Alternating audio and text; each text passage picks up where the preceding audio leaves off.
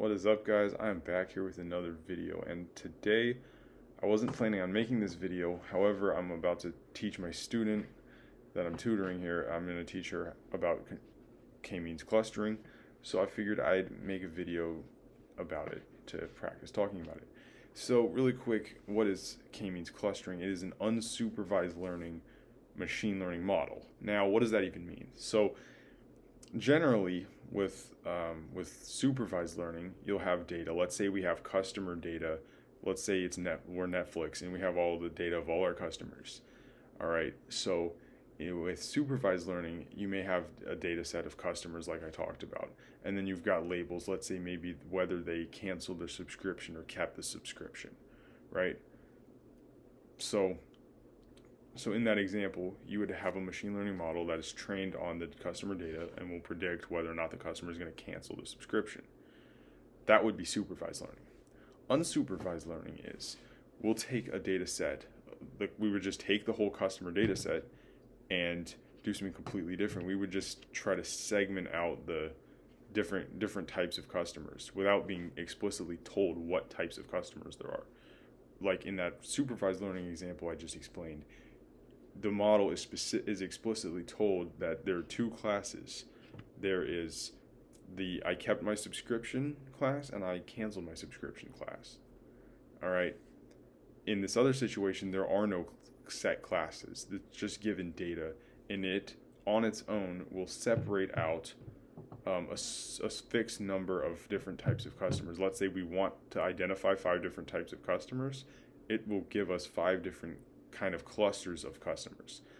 So anyway, getting that out of the way, I'm going to show you, I'm going to take you into my screen here, and I'm going to show you a little bit more intuition on how the algorithm works. All right, so we have in this data set, as you can see, we have 3 clearly defined clusters. And in real situations with this data, in real situations, we often won't know how many clusters there are. However, the algorithm doesn't either, and it's not very sophisticated in that sense. So we actually have to set the number of clusters. Now, in situations where we have to set the number of clusters and we don't know how many clusters there should be, I'll explain how to handle that in a little bit here. But for now, we'll just start with a simple example. So we've got these 3 clusters, and because there's 3 clusters, we're going to program the algorithm here.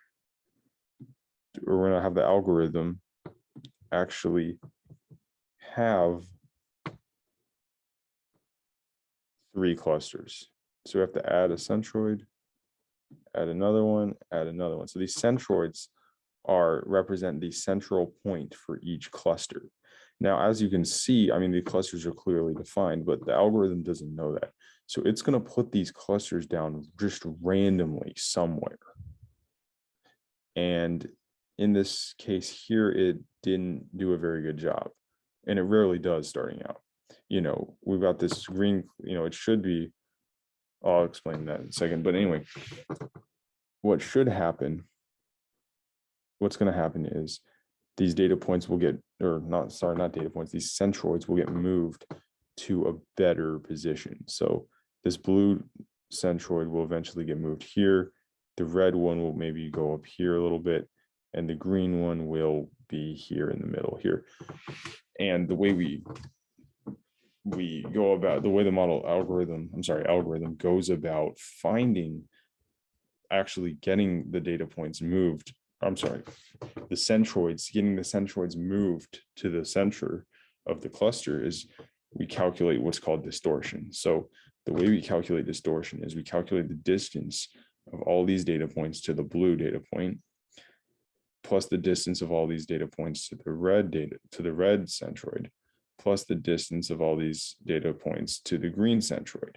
And that total, all those distances added up, represents the distortion. And we will move the centroids such that the distortion decreases, and eventually we will find the right locations. Now I'm going to explain a little bit more about data that's not so visual like that. So in this notebook, we have a real estate data set of about 20,000 houses. And what's going to happen is we're going to build, so that was just one algorithm, or sorry, one model that had 3 clusters.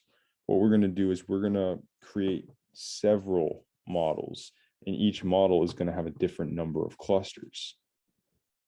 So we're going to, for this, we're going to have everything from 2 to 15. So 2, 3, 4, 5, 6 clusters, all the way up to 15 clusters. So there will be one model that will have each, number of clusters. 2 clusters, 3 clusters, 4 clusters, 5 clusters, etc. And for each model, after we build it with those number of clusters, and keep in mind, the model, it will optimize, like I talked about, it will move the centroids in the best place possible position. And it will calculate, even when the centroids are in the best possible position, there's still going to be some distortion. It's going to calculate that distortion. It does that by doing this model.inertia underscore. We'll show you the total distortion. And now we're going to plot that and visualize it. And as you can see, this is how high the distortion is, and this is how many clusters there are.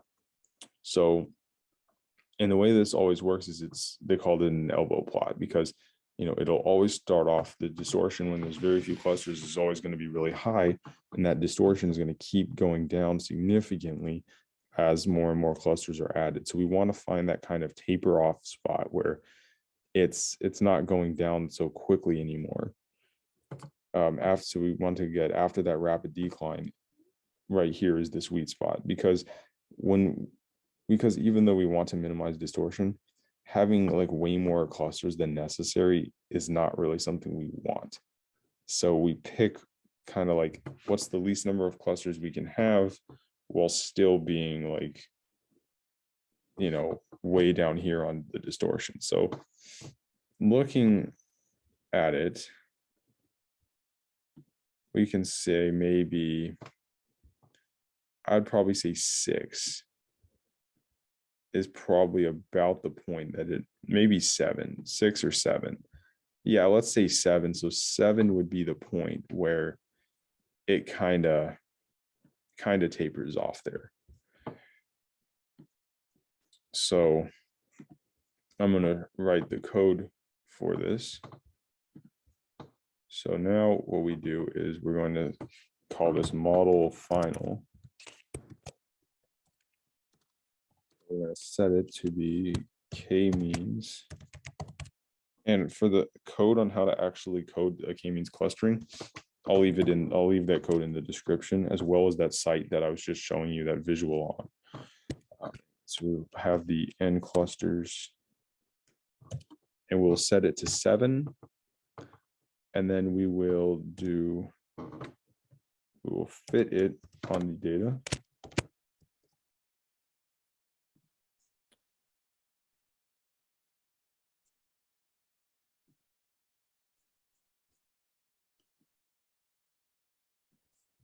And then, sorry, ignore that little blue drawing there. We will then calculate,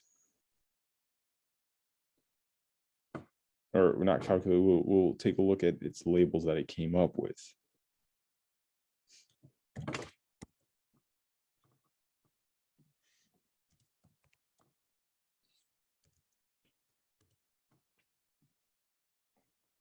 So this is the labels that it came up with.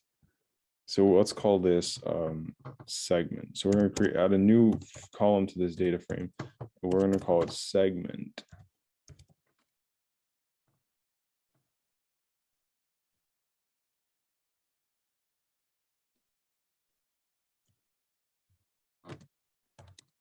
And now, if you look at the data frame,